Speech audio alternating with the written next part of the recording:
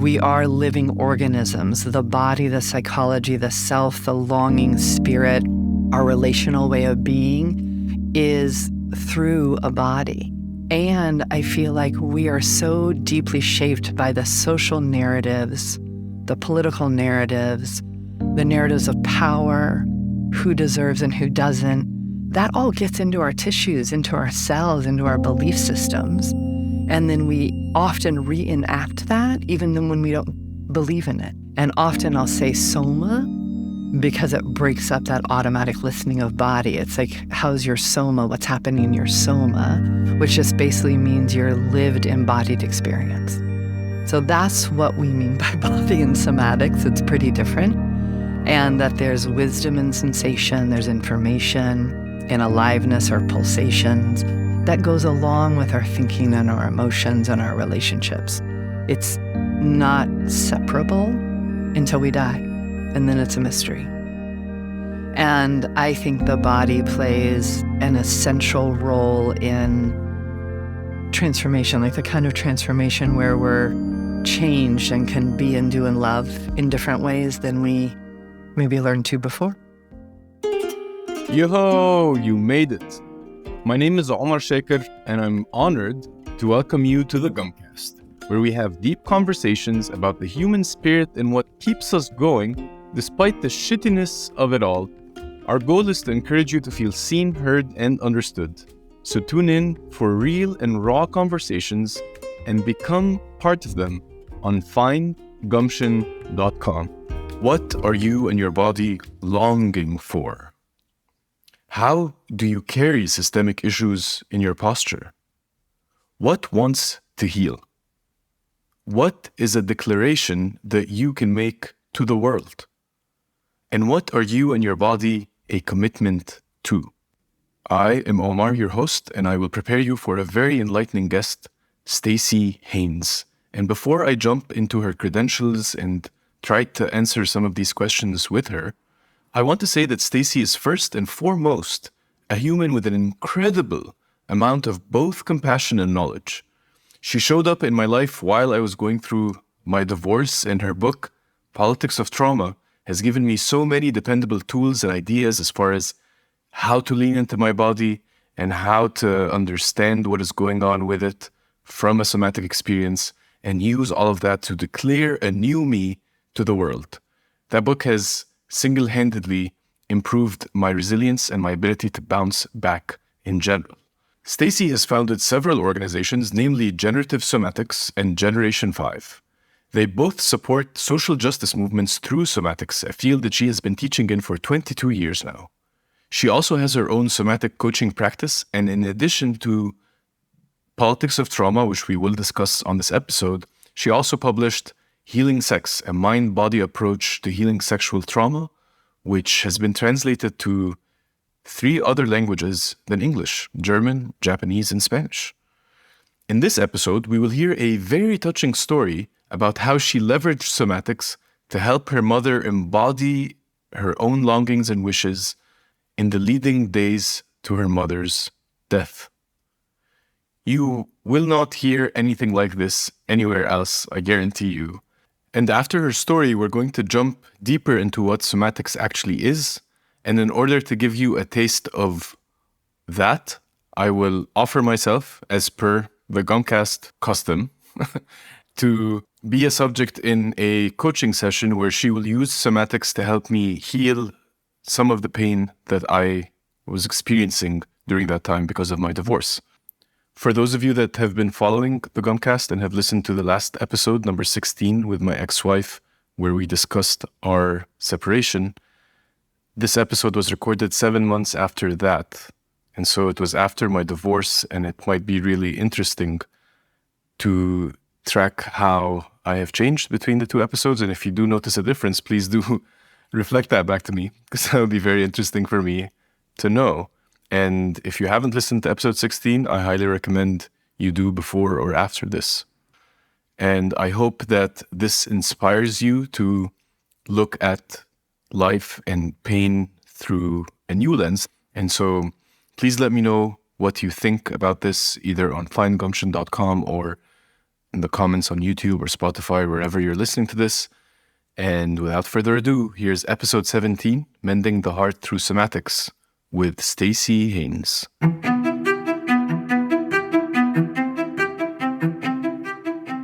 Staci, hello. Hi, happy to be here with you, Omar. Such an honor to have you here. Welcome to the Gumpcast, first of all. Thank you. And welcome to this tiny studio. I love how it's shaped differently every single time. This time we have a candle. This is a sandalwood candle. Lovely. I can't remember what sandalwood does, but some great things for you. We have these tulips, which I really love, these purple tulips. Got them as a gift. It's interesting. Sometimes I have like a Buddha in here and stuff, but I felt like tulips and sandalwood were... This is nice. I like the combo, yeah. Yeah. How does it feel to be in a closet? Closet with clothes hanging. Personally, I like it. Yeah. I'm like, it's makeshift. Yeah, it's creative. We're cozied up here with the dog. Yes, we are. Yes. It's cold in here, so we have blankets. It's good. There are a lot of firsts in this episode, yes. The dog on my lap, this is his first podcast episode. He is super chill. He's super chill. He looks almost like in a coma. And yes, it's pretty cold. We just came out of the storm. Finally having a bit of a sunny day, but it's pretty cold in this closet, I realized today. Yeah, there was frost on the roofs this morning. So Oh, wow. yeah, it was a cold night. Oof. Yeah. Yeah, I got hail the other day and I was a little freaked out because it's the end of the world. Hail in Oakland. No, I think it's happened I've lived here 30 years. I think I've only seen that 3 times. Oh, really? Yeah. Wow. Yeah, that was unique. Yeah, for an Egyptian, it freaks me out to see snow in general. Like, anytime I see snow, I'm like, this is not how the world works. Yeah. I'm the opposite. I grew up in the mountains of Colorado. I see snow and I'm like, oh, okay. All is right with the world. All what we're used to. So you're used to this kind of like cold and cozy up weather. Okay, Yeah, perfect. I like cozying. Awesome. Well, I'm glad you're feeling that. It's this is an episode I've been looking forward to, both in sharing your story and what you do with the world, and also for me to perhaps get a little bit of healing from it. You and I met under really interesting circumstances. I think it was almost a week after I separated. Oh, wow. My ex-wife, Shireen. And I've been really enjoying reading your book so far. And we're going to add a link to the comments. It's called The Politics of Trauma. It's my second book, actually. Oh. But it came out in 2019, I think, at this point. So The Politics of Trauma, Somatics, Healing, and Social Justice. And it really is an expression of about 25 years of my work. Really looking at what are the intersections between personal change or personal transformation and social change. And so often, at least in the Western context, those are separated instead of seen as one whole, each serving the other. And somatics, which I know we'll dive into more today, is, so, in some ways how I think about it now is somatics is so much about wholeness. It's like the whole self, not the separated mind-body or mind-body-spirit, but how do we enter into our wholeness to actually rediscover or find our wholeness? And I think the body plays an essential role in transformation, like the kind of transformation where we're changed and can be and do and love in different ways than we maybe learned to before. Mm-hmm. That's exactly what the doctor has ordered for me. And so many fascinating concepts, so many elements of hope that this book gave me, that I actually might be able to change the patterns that have controlled my life thus far over the past 35 years. Because sometimes in breakups, I feel like, oh, I'm just in the pattern again, or I'm in this part of the cycle. And it's really interesting to think of how our bodies handle that. So thanks for writing the book. Welcome. And why don't we start first with a story about your own heart mending, just to get the audience to, get a feel for who you are. Thank you. Well, I appreciate us exploring this before we sat down, but I feel like these last couple of years have had a few heartbreaks and heart mendings in them, but the one that I want to tell is that in 2019, unexpectedly, my mom went from very healthy to very sick. And, my grandfather, her father, had lived until, 92 or 96, and she has his same physical structure. So we just thought, we have her for a long time. And my sisters and I, am one of three girls, as a gift for her, kind of for Christmas and 75th birthday together, we all went to Moab, Utah, rented an Airbnb. And I was joking with one of my friends. I'm like, either this is going to be awesome or it's going to be terrible, when you put yourselves back in a space together. But it was really, really wonderful. And, looking back now, that was the last healthy week we all had together. It's like her three girls and her, and hiking and looking at beauty and like the snow on the red rocks. It was gorgeous. But soon after that, all these weird things started happening. And then by the end of May, they said, you all better come together. Something's happening. She had a lot of diagnoses. ER trip led to that. And then by June, by summer solstice, she was having brain surgery. And then we found out it was brain-originating glioblastomas, which, of course, I Googled immediately. So, I went from expecting to have 25 years with my mother to having 2 months, 4 months. It ended up being all together that was July, and she lived until January of 2020. And I'll maybe share more of this later on, but we... Once she was ready to start talking about dying, which took a little time, understandably, but we had really beautiful conversations about what was important to her, how does she want to die, and we have something in embodied transformation or somatics that's called a declaration. We actually created a declaration or a vision about what was most important to her in the last phases of her life. And then she moved into my house to hospice, so she lived at my house and hospice there for the last 5 months of her life and died at my house. And then I got to keep her there till people got to come visit. And it was very intense. It changed me. It changed me in many, many ways. Yeah, thanks for sharing that. And I relate. My mom did the same for her mom in the last few months, so I understand how delicate these times can be. And you mentioned the declaration. Can you tell us a little bit more about maybe the concept of declaration first, which I found fascinating in the politics of trauma, and how you made that declaration for her? Yeah. This is one of the things I love about in some ways, the meta frame or the paradigm shift inside of somatics. Like somatics really says we're transforming toward our longings. We're not trying to get away from something we don't want to be or do anymore. We really want to say, what are you longing for? What do you want? What future do you want? Which opens up a much, much wider horizon and also gets us in touch with, longings aren't conceptual. They can become concepts, but it's such a visceral experience. And often our longings don't even make sense to us because they're often breaking personal, familial, or social rules. But they're deep and they're inspired, right? They come from, I think, someplace much vaster. So a declaration is basically saying, what do you want? What do you long for? And then creating a statement, a visual, but really something you can say to yourself every day and spend time with every day. And we use a language called I am a commitment to, and then filling in it with that vision. Why is this language particularly important? Which it took me a while to be able to finish statements that I am a commitment, right? Grammatically not really correct, yeah. Oh, tell us more about why this is important to frame it that way. Yeah, because we're becoming our visions. We're becoming our declarations. It's not like a to-do list outside of ourselves. So if I say I'm a commitment, so one of my declarations has been, I'm a commitment to using the transformative power of somatics to serve social and climate justice. It's like I'm being that vision. I'm becoming that vision that might look like a lot of different structures or organizations or projects over time, but it's internalizing and embodying our longings.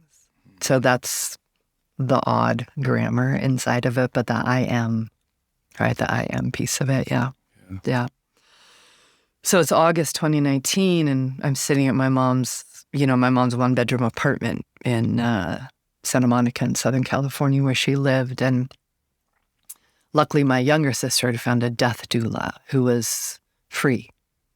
She was a therapist, and she's like, no, all this work is my service work. And she'd met with Mom a couple of times, which I think helped my mother, whose name is Mary Kay, helped her realize it was okay to talk with her daughters about death because she didn't want to hurt us. And I'm like, Mom, we're hurting. No matter what, we're hurting. And I'd much rather be honest about it. So we were sitting. She had begun to face that she was dying because she didn't want to die. I mean, she'd just turned 75. And so I was like, okay, Mom, how do you want to die? How do you want to spend your time? Who do you want to spend your time with? And I knew I was listening for her declaration. I didn't really care how we were going to craft it, but I was listening for what's our guide, like what's our through line through this dying process that's in front of us. And the first thing she said is, I don't want to die a bitch. That was classically my mother, and she could have died a bitch. It's true. And it's so funny because so many people will start our visions with, here's what I don't want. I don't want to rerun this pattern of love again. I don't want to do the same thing I just did in my last relationship, which is okay. It's starting to get you there, but we really want to build the muscle of vision. So then I said to my mom, okay, cool. You don't want to die a bitch. Well, how do you want to die instead? And she paused for a long time. I could really see and feel her contemplating the question because, I mean, we all have to answer this question. Like, how do you want to die? How do I want to die? It's one of the big ones. Yeah.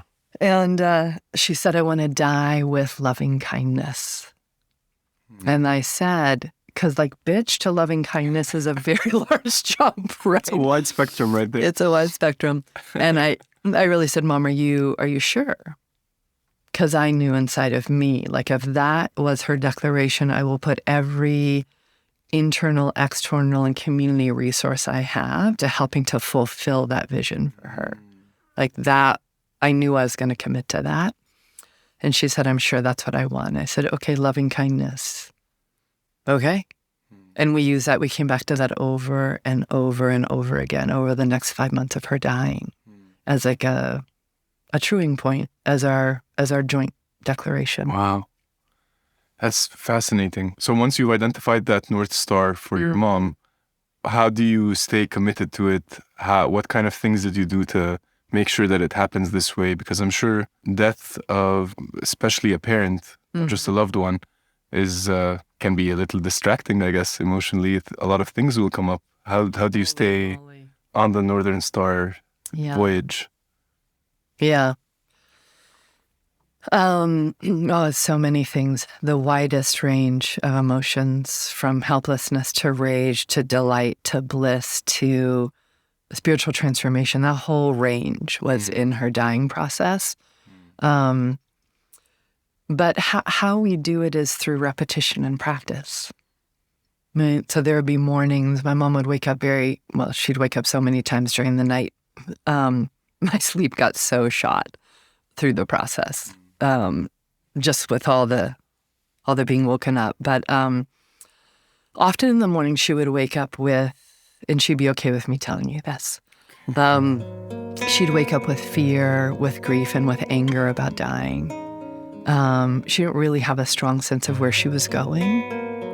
Like she would say a lot, what is going to happen to me when I die? And we would have those conversations. But usually there would be a time where I would just be with her emotionally, like how is she doing, and really let those emotions out through crying or somatically, like we'll talk about today, and I would just sit with her and hold space. I was sharing with you earlier, I feel like, my 30 years in embodied transformation and somatics, and really especially working with trauma, and my 30 years in social movement work totally prepared me to hold my mom's death. Because I was like, I have been many, many places in being with people around trauma and including my own experiences, and I don't feel afraid of those spaces. And I really saw how much that not being afraid also helped me just not be afraid for this radically, maybe next to birth, it's the most radical change process we go through is death. That I wasn't afraid of the components of it. I didn't know what was going to happen every day, but I was like, just show up and be present. Just get wide and bring that capacity. And oddly, I felt I just wasn't afraid. Plus, I'm not afraid of dying. Let me knock on wood someplace. But there's something about that process. I'm sure it'll be very intense when I get there, but it's okay with me. Anyway, so we would practice. We would wake up in the morning, usually 4 till about 5:30 were these emotions. And then at some point, I would go, should we practice now? Like, given loving kindness is how you want to die, should we practice now? And she got very connected to a practice out of the Tibetan Book of Living and Dying, which is called the Po-Wa practice, which to me it's a somatic preparation for dying. And, I would just basically read it out of the book, but it's connecting to your version of light, God, letting that stream into you, letting it transmorph your whole body slowly, slowly, slowly into light, and then floating up and merging with that light. It's a beautiful practice. Sometimes we'd have 9 or 10 people on speakerphone with us doing it together. Oh, that's beautiful. Yeah, so it was we would generally tell people 7 a.m., 8 a.m., we're going to do the practice, and we would call in. My sisters would often be on the phone with us. And then we do our gratitude practices. And it was amazing being with someone who's dying, hearing what they're grateful for. And that was like, those components are what brought us back to that vision of dying with loving kindness and letting her be in the process of loss. It's kind of what we'll talk about today. Like, how do you let the loss happen and not override it and then keep practicing toward who we want to be? Yeah. Yeah.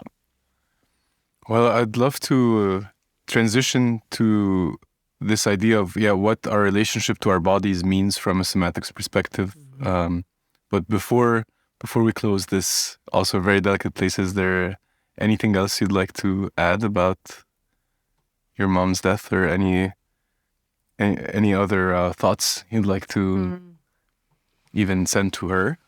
Yeah, I just feel like I want to send her gratitude right now. One of my very, very closest people, he spent a lot of time with us. I really opened up my doors to the community that could be with death, and people came and sat with us often. But he said, because he knew my mom before too, but he said, who knew Mary Kay Haines was going to teach us how to die? And she did. I was like, whoa. So I just want to send love and thanks to her in her current state of being with the cosmos. Well, I second that, and I want to also send her a lot of gratitude to Mary Kay for teaching me about loss today, and to everyone listening, I hope they can do the same. Thank you.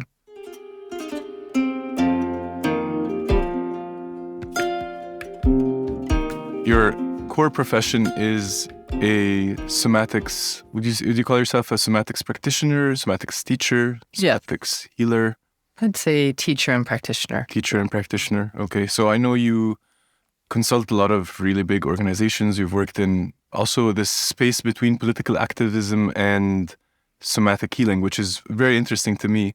I've always been drawn to movements that create change, and have seen, I think all my generation has this trauma with the Egyptian revolution, because it's something that happened but didn't happen. We moved forward, moved back. Everyone has their story about why, but I found it very interesting, the intro in Politics of Trauma, just to think of how trauma can keep us shielded. And it's not just like us, doing the things, it's also healing ourselves so that we can rise. And I think about it a lot in the context of doctors and how they need to heal their own traumas to have a voice and speak up. So tell us a little bit about how you define our relationship to our bodies from a somatics perspective and what it enables us to do ultimately. Thank you for what you just said. It'd be like that generational marker and experience that you're talking about with the uprisings and then forward back. Anyway, I would love to talk about that at another moment also. Me too. Yeah, collective trauma. And I think millions of Egyptians would love to meet up too. Yeah. So most of us have been, especially any of us who are trained in more of a Western paradigm, let's say non-Indigenous paradigms, are really trained into this orientation of an objectified body. The body is a thing. Like it's an object. The self is somehow separate from the body. And I think it's one of the profound grounds of learning objectification. It's like we learn to objectify the earth like it's here for human consumption. We learn to objectify our own living organism, like we're organisms. We're 3 billion years of evolutionary wisdom. We're not the end of evolution, right? But that is what we are. And that doesn't mean we're not more than that, right? That doesn't also mean that we're an ineffable, unknowable spirit. But this objectified body is like it used to sell us so much crap. So I really take an anti-capitalist understanding of the body, an anti-objectification sense of the body, and really want to invite folks into this, we are living organisms. The body, the psychology, the self, the longing spirit, our relational way of being is through a body. And often I'll say soma because it breaks up that automatic listening of body. It's like, how's your soma? What's happening in your soma? Which just basically means your lived embodied experience. So that's what we mean by body in somatics. It's pretty different. And that there's wisdom and sensation, there's information and aliveness or pulsations that goes along with our thinking and our emotions and our relationships. It's not separable until we die, and then it's a mystery.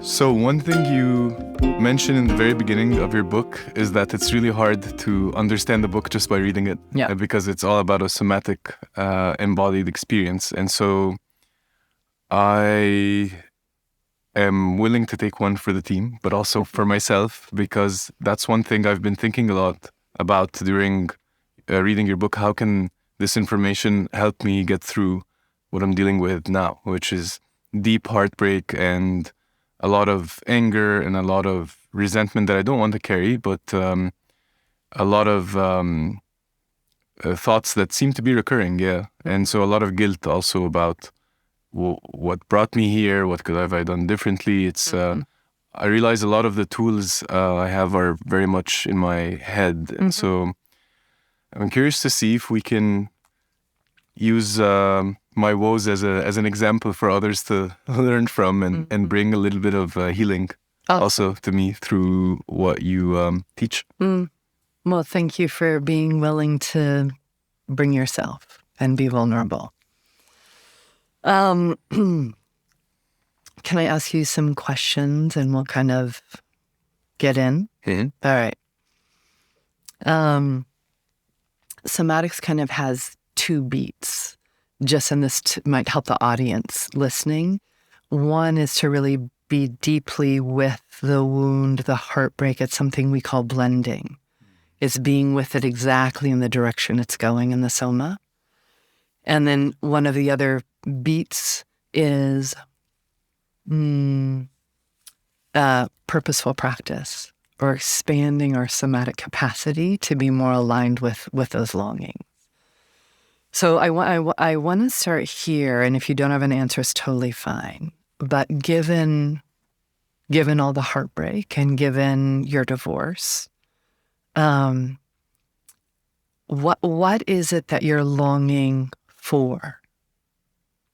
A grounded partnership. Mm-hmm.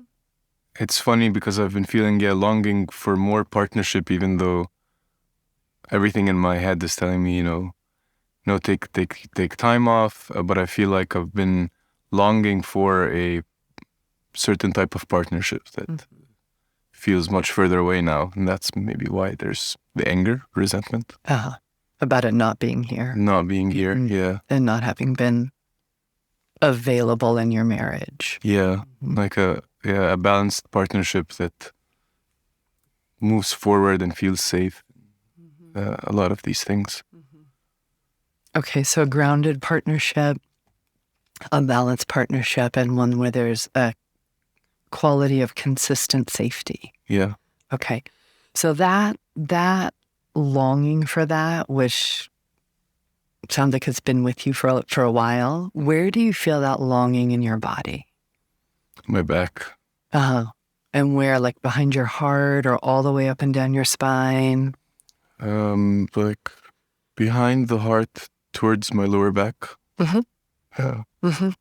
Okay. And if you just let yourself be just a little bit more present with that longing, or almost make more space for that longing, what's there? It feels like a pain, like a discomfort. It's like I see it as it's like a bubble of discomfort pulling on different muscles between like the lower ribs and my hips, like that area, that region. It's more discomfort. Like I almost can't sit straight anymore. I have to keep moving. So it feels like. Yeah. Interesting. And is it warmer or cooler? Warm. Okay. And is it moving or is it more still? Moving, like a bubble that keeps morphing almost. Yeah. Okay. And that's really the longing for that quality of partnership? Or is there something else there too? It feels like instability. So it's there is a sense of longing of, it's almost like my spine is now longing for balance, like trying to find that balance, but there's very little friction. It feels like Jello almost. So it's like, okay. It's Moving, wobbly. moving and trying to find a stable point, but it's not really like restless. Yeah. Okay. So at this point, you are some cycles along in your heartbreak and your heart mending. What wants attention now? Well, I mean, it's about 7 months now into this, so there is more of there's less of being with the heartbreak and more of being content with how life is right now, trying to find this balance on my own, and being I'm able to start being more grateful towards having time for myself, being able to also grateful for the creativity and the burst of creativity that came from that pain, and at the same time still having like certain feelings of loneliness at night, bursts of anger that would come out of nowhere, and sometimes still when I get messages from her, I get really angry, and I am struggling to do what society tells me to do, which is to not engage with her, and at the same time, there is a longing to connect with her, or connect to her. And I noticed that whenever that happens, still up to this day, there's this, I don't know if that's actual longing or what, but there is definitely a part of me that has like wishful thinking, right? Like it's, it's gonna all work out ultimately. And then there's another part of me that's really like, no, this is over and you need to move on, and like you need to stop talking to her because she brings you down and into that vortex again. So this seems to be like the challenge of the moment. And you just saw her too. I saw her and we finalized our divorce a little over a month ago. Yeah. So that definitely opened up a lot of that wound. And so far in this process of, change and loss and divorce, how have you been changed by it? I feel like it's, how it has changed me, such an interesting question, because it, a big piece is that I feel like I'm almost ready to lose everything. Yeah. So back to your idea of like not being afraid of death, and I don't know if I'm quite there yet, but I have been thinking also about death a lot in the past few months.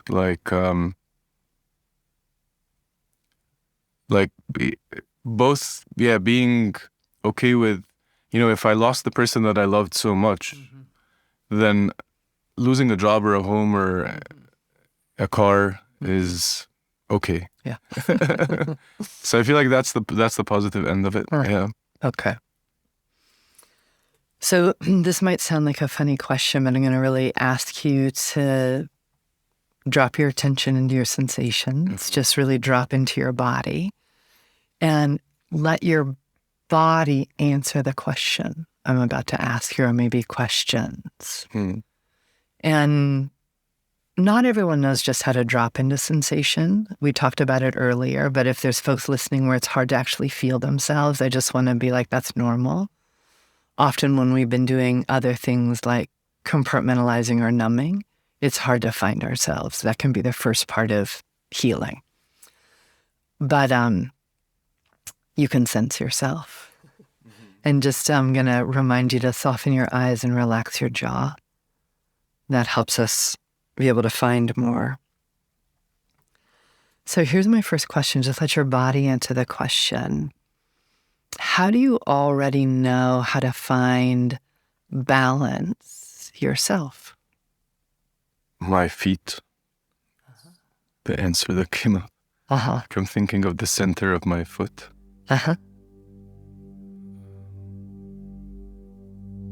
Yeah, I'm just feeling a lot of the weight in the center of my feet, and just the image is me like standing with my arms towards like the sky and firmly rooted through the center of my foot. Nice. Okay. So take a minute and almost like if you're going to just give yourself a moment to register that somatically. Okay, you already know how to balance inside of you.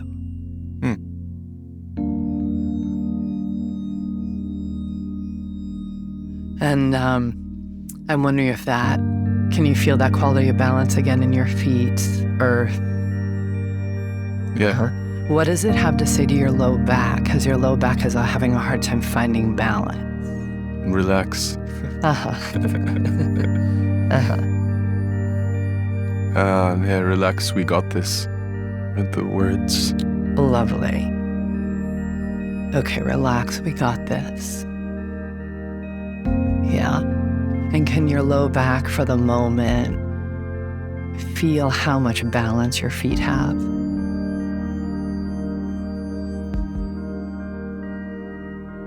Yeah, I'm getting a little less antsy.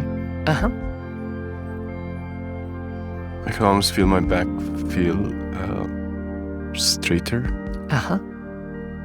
Okay. Less tender. There's a part that's still kind of jiggling.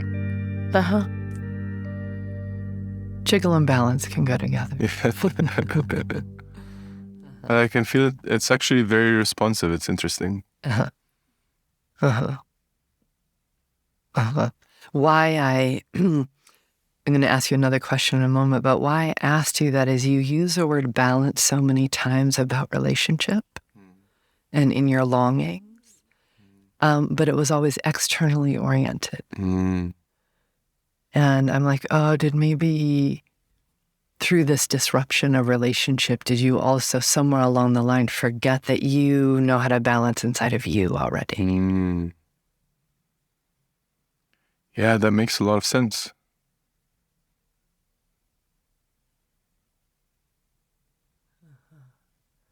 And let your body answer this question. How long in your 35 years, how long have you already known how to balance you with you?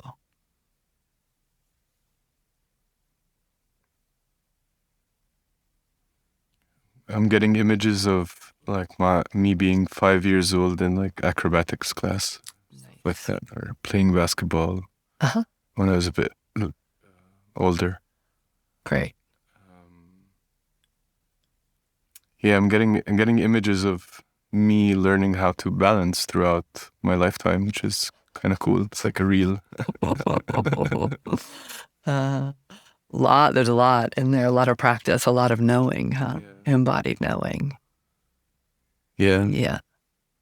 Okay. Okay, good. We wanna keep that, and probably I'm gonna suggest a little practice around that. But first, again, letting your body answer the question. How is your heart? Restricted. Mm-hmm.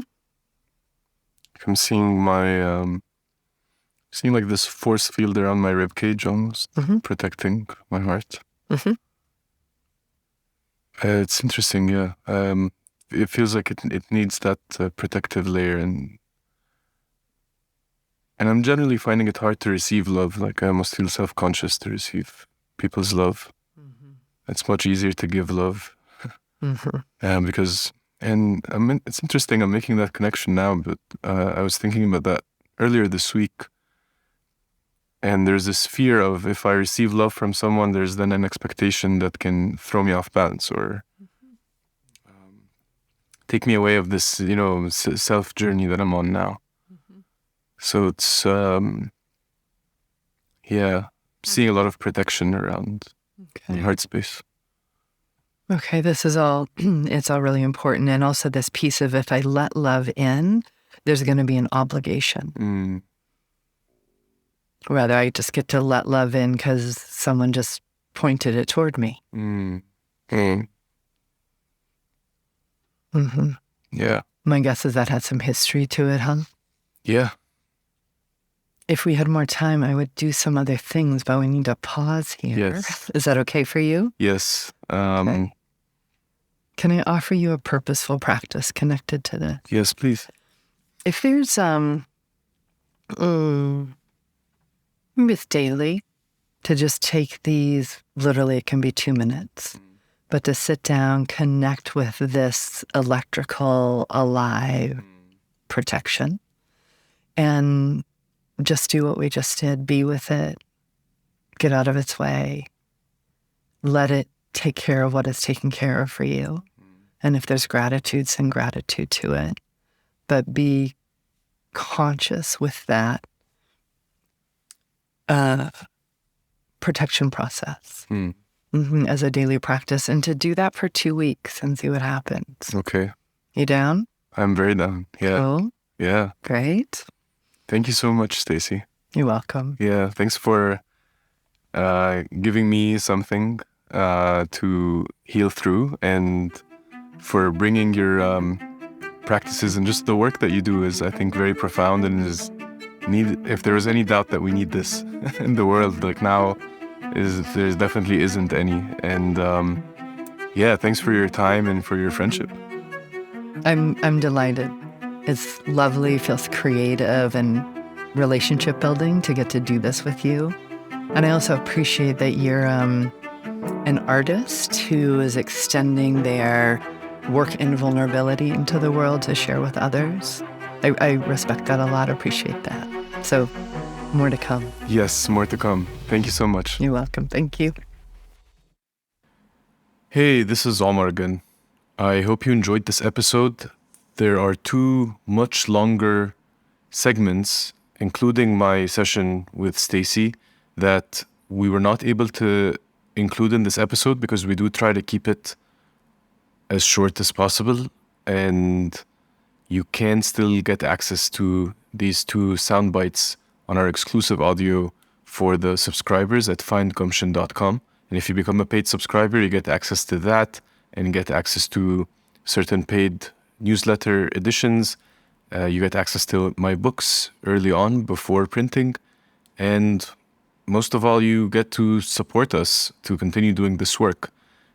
And I would like to send out a huge shout out to Mustafa Al-Aizabi, who is the sound engineer and does his best to make the audio sound as crisp as it does for your listening pleasures. I am really excited to announce episode 18, which is going to be the story of an incredible Egyptian gay man and his resilience and authenticity in living life on his own terms, but also confronting those that are closest to him about that. I will see you then.